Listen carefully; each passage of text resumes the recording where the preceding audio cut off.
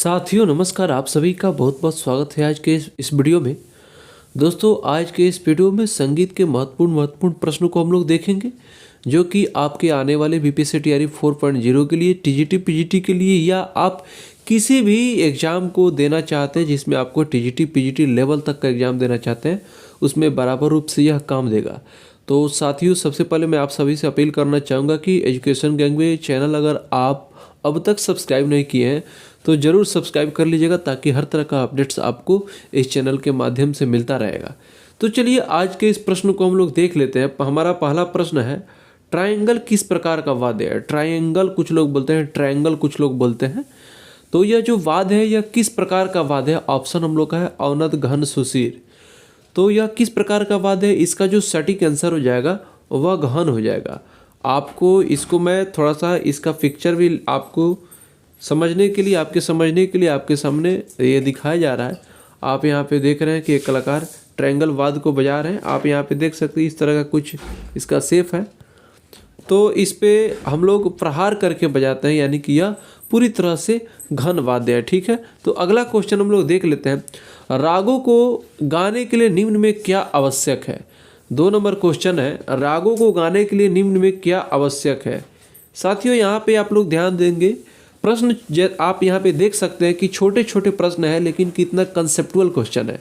जैसा कि आप सभी बीपीएससी टीआरई 3 में जितने लोग बैठे थे एग्जाम में, तो वहाँ पे आप सभी यह देख चुके हैं कि किस तरह का कंसेप्चुअल क्वेश्चन था। जैसा कि आप सभी इस बार देखें कि अगर जिनका कंसेप्ट से जो लोग नहीं समझे थे क्वेश्चन को, उन लोगों का ज़्यादा प्रश्न गलत हो गया है। जो भी टीआरई 3 में बैठे थे उनको पता होगा कि प्रश्न कैसे घुमा करके पूछे गए थे, ऑप्शन और प्रश्न में किस तरह से उलझाया गया था। तो इसलिए मैं आपसे मैं भी यही प्रयास कर रहा हूँ कि मेरे तरफ से जो भी होगा कंसेप्ट के माध्यम से आपको अभ्यास कराया जाए, और साथ ही मैं आपको बोलूँगा कि आप खुद से सेल्फ स्टडी वगैरह करते रहें, या किसी अगर टीचर से आप पढ़ रहे हैं तो आप उनसे बिल्कुल अच्छे से पढ़ें, क्योंकि कंसेप्ट के साथ ही प्रश्न आने का ज़्यादा चांस रह रहा है।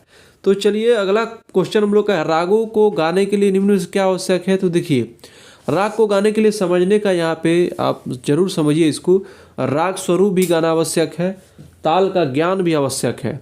देखिए अगर आप राग को गा रहे हैं, उसमें आप बंदिश गा रहे हैं, ख्याल गा रहे हैं, तो वहाँ पे अगर आप ताल ज्ञान नहीं रहेगा तो भी आवश्यक मतलब कि गड़बड़ होगा। समय सिद्धांत का भी ध्यान रखना पड़ता है। तो राग को गाने के लिए निम्न में से क्या आवश्यक है? इन तीनों का आवश्यक है। तो हम लोग का जो आंसर होगा 1 से अधिक हो जाएगा। तो इस तरह का ध्यान रखना चाहिए। राग असावरी में कौन सा स्वर शुद्ध नहीं होता है? देखिए यहाँ पे ये क्वेश्चन देखिए समझने का चक्कर है। राग असावरी में कौन सा स्वर शुद्ध नहीं होता है, यानी कि कौन सा स्वर शुद्ध नहीं होता है, इसका मतलब क्या है? यानी कि विकृत होता है। प्रश्न यह न पूछ करके राग असावरी में विकृत स्वर कौन होता है, यह न पूछ करके थोड़ा सा घुमा दिया गया है। राग असावरी में कौन सा स्वर शुद्ध नहीं होता है, तो यही समझने का चक्कर है। राग असावरी में कौन सा स्वर शुद्ध नहीं होता है, इसका मतलब क्या है? राग असावरी में विकृत स्वर कौन होता है? तो ग ध नि, जैसा कि आप सभी को पता है, यह तीनों स्वर आपका राग असावरी में क्या लगता है? कोमल लगता है। तो विकृत लगता है, तो 1 से अधिक इसका आंसर हो जाएगा। आपको टीआरई 2 में बहुत सीधा सीधा प्रश्न पूछ दिया गया था, और इस बार आप देख रहे हैं कि कम सीट था, और उसमें अगर प्रश्न इतना हार्ड नहीं रहता, कंसेप्ट से नहीं पूछा गया रहता, तो टीआरई 2 से भी कम कट ऑफ नहीं जाता। तो यहाँ पे यही चीज़ ध्यान रखना पड़ेगा कि आपको टीआरई 4 में भी किसी तरह की दिक्कत परेशानी ना हो। कंसेप्ट से समझते हुए प्रश्न को, एक एक प्रश्न को आपको समझते हुए जवाब देना होगा। तो चलिए अगला क्वेश्चन है, यदि तालों के लिए लय ज्ञान होना चाहिए तो गायन के लिए क्या चाहिए? प्रश्न समझिएगा, प्रश्न को जोड़ते हुए समझना होगा। यदि तालों के लिए लय ज्ञान होना चाहिए, यानी कि अगर आप ताल बजा रहे हैं, जैसे कि मान लीजिए आप किसी भी ताल को ठा लय में बजा रहे हैं, तो उसको अगले लय में बजाना है तो आपको लय ज्ञान की आवश्यकता होगा ना। यानी कि तालों को अच्छे से एकदम बजाना हो तो आपको ठा लय, दोगुन तिगुन चौगुन सारे तरह का लय का ज्ञान होगा, तब आप ताल को बढ़िया से बजा पाएंगे। तो प्रश्न पूछ रहा है, यदि तालों के लिए लय ज्ञान होना चाहिए तो गायन के लिए क्या चाहिए? तो स्पष्ट शब्द, मधुर आवाज़, निरंतर अभ्यास, यह सारा चीज़ चाहिए। ठीक है, गायन के लिए अगर आपका आवाज़ स्पष्ट नहीं है, मधुर आवाज़ नहीं है, निरंतर अभ्यास नहीं है, तो आप गायन अच्छा से नहीं कर सकते हैं। तो जिस तरह से तालों के अभ्यास के लिए लय का जानकारी होना चाहिए, लय का अगर आपको जानकारी नहीं रहेगा तो ताल को अच्छा से नहीं बजा पाएंगे। उसी तरह से गायन में अगर आपका आवाज़ स्पष्ट नहीं हो, मधुर आवाज़ नहीं हो, निरंतर अभ्यास नहीं हो, तो आप गायन अच्छा से नहीं कर पाएंगे। तो एक से अधिक आंसर हो जाएगा। ये सब कंसेप्चुअल क्वेश्चन है जो आपको पुस्तक पढ़ने से निकलेगा। पुस्तक के अंदर से ये प्रश्नों को निकाला गया और मैं आप सभी के लिए मैं यही मेहनत करता हूँ, किताबों के अंदर से प्रश्न लाने का प्रयास करता हूँ। मेरे से जितना भी हो पाता है मैं अपने तरफ से 100% देने का प्रयास करता हूँ। इसके लिए मैं आप सभी से चाहूँगा कि चैनल को आप सपोर्ट करिए। अब तक सब्सक्राइब नहीं किए अब तो सब्सक्राइब जरूर कर लीजिए और दोस्तों में ज़रूर इसको बताइए। तो चलिए अगला प्रश्न हम लोग देख लेते हैं। निम्न में नाद लक्षण से संबंधित है। निम्न में नाद लक्षण यानी कि नाद के लक्षण से क्या संबंधित है? प्रश्न ये पूछ रहा है निम्न में नाद लक्षण से संबंधित है। देखिए, आंदोलन संख्या में बदलाव, राग परिचय, गमक। यहाँ पे एक ही ऑप्शन हम लोग का सही है, आंदोलन संख्या में बदलाव। आप सभी जानते हैं कि नाद का जो लक्षण होता है तारता, तीव्रता और जाति या गुण। तो ना आंदोलन संख्या में जब बदलाव होगा, जैसे मान लीजिए आप 240 आपका मध्य सप्तक का साक आंदोलन संख्या होगा, फिर आपको तार सप्तक तक अगर जाना है तो इसका आंदोलन संख्या इसका दोगुना होगा, 480 होगा। तब ना आपका तारता यहाँ पे स्पष्ट हो रहा है। तो यहाँ पे आंदोलन संख्या में बदलाव हो रहा है ना, तो यही चीज़ है। तो यहाँ पे आंसर हो जाएगा आंदोलन संख्या में बदलाव, आंसर हो जाएगा। ठीक है, अगला क्वेश्चन है सारंगदेव ने कितने गमक को बताया है?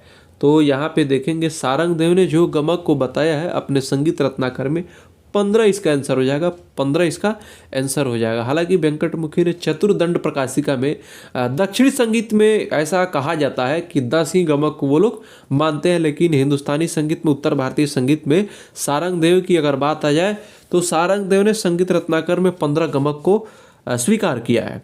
अगला क्वेश्चन है कुतुब शब्द का सर्वप्रथम उल्लेख किस ग्रंथ से प्राप्त होता है?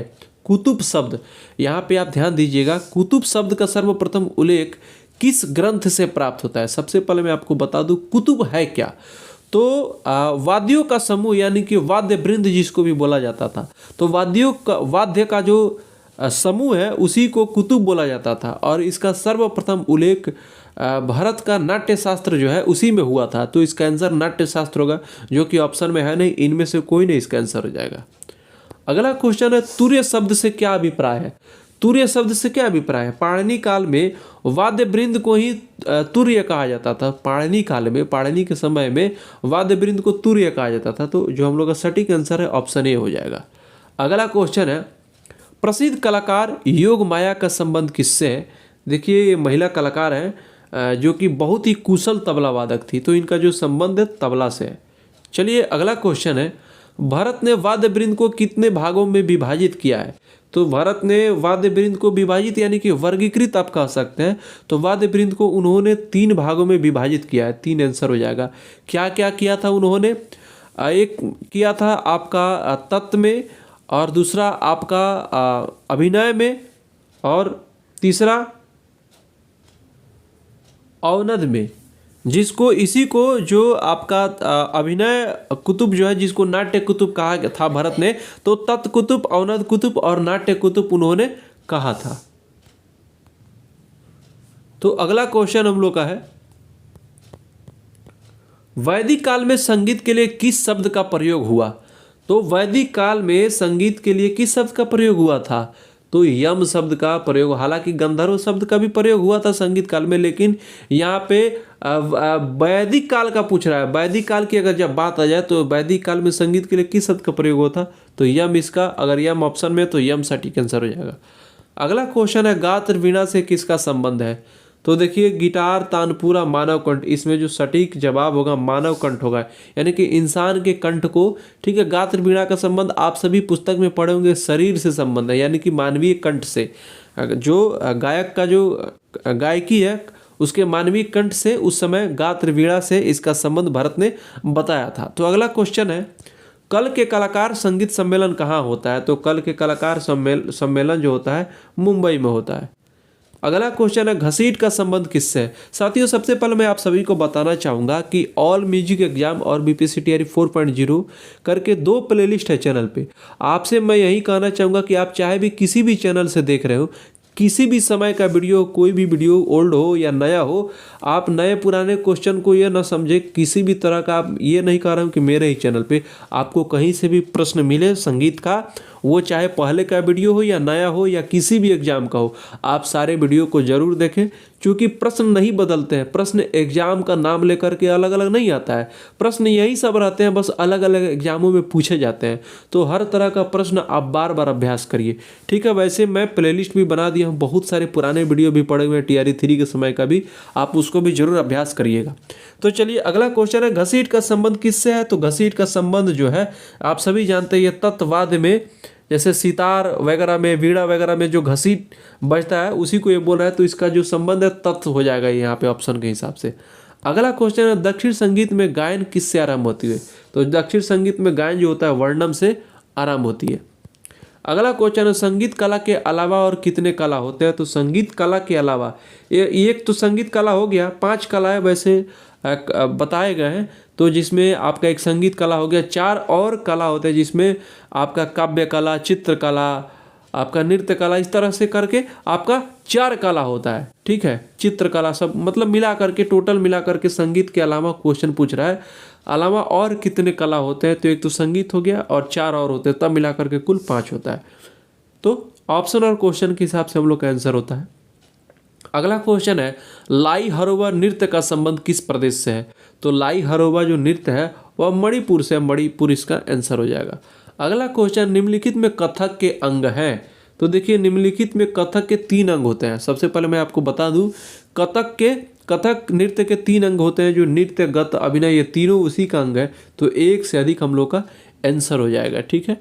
आपसे मैं हमेशा बोलता हूं कि क्वेश्चन का अभ्यास भी करते रहिए। मेरे से जो भी होगा, जैसे जैसे आपका एग्जाम नज़दीक आते जाएगा, आपको अच्छे अच्छे कंटेंट, आपको क्वेश्चन प्रैक्टिस के साथ थ्योरी वगैरह भी मिलते जाएगा। लेकिन आप खुद से भी अच्छे अच्छे पुस्तकों को जरूर सेल्फ स्टडी करिए, क्योंकि अब जो कॉम्पिटेटिव एग्जाम आ रहा है, ऊपरी जापरी पढ़ने से काम नहीं चलेगा, बहुत ही कंसेप्चुअल क्वेश्चन पूछा जा रहा है। तो आपको उस ढंग से प्रिपेयर होना पड़ेगा। तो सुरबहार में कितने तार होते हैं, 19 नंबर क्वेश्चन हम लोग का है, सुरबहार में कितने तार होते हैं। सबसे पहले मैं आपको बता दूं कि सितार का ही दूसरा रूप सुरबहार है। सितार के और सुरबहार का जो संबंध है आपस में मिलता जुलता है, तो एक दूसरे से यह विकसित हुआ है। तो सुरबहार में कितने तार होते हैं। तो इसका आंसर हो जाएगा 8 तार होते हैं। सितार का ही दूसरा रूप इसको आप कह सकते हैं। अगला क्वेश्चन है नटवरी नृत्य किस नृत्य को कहते हैं। तो नटवरी नृत्य जो है यह कथक को ही नटवरी नृत्य के नाम से भी जाना जाता है। तो साथियों आज के इस वीडियो में हम लोग इतना ही प्रश्न को देखते हैं। मिलते हैं अगले वीडियो में और भी शानदार प्रश्नों के साथ। साथियों मैं आपसे फिर से कहना चाहूँगा कि चैनल पे जो भी प्लेलिस्ट पड़ा हुआ है म्यूजिक, आप सारे वीडियो को देख जाइए, किसी भी समय का वीडियो हो सारे वीडियो को आप देख जाइए। वैसे अब रेगुलर रूप से आपको आपके एग्ज़ाम के पहले तक, आपके एग्ज़ाम के दिन के पहले तक, मैं फिर से बोल रहा हूँ, बहुत सारे कई हज़ार प्रश्नों को अभ्यास करा दिया जाएगा। जैसे जैसे आपका एग्ज़ाम नज़दीक आते जाएगा, आपको क्वांटिटी और क्वालिटी दोनों मिलते जाएगा। तो चलिए साथियों मिलते हैं नेक्स्ट वीडियो में, तब तक के लिए आपका बहुत बहुत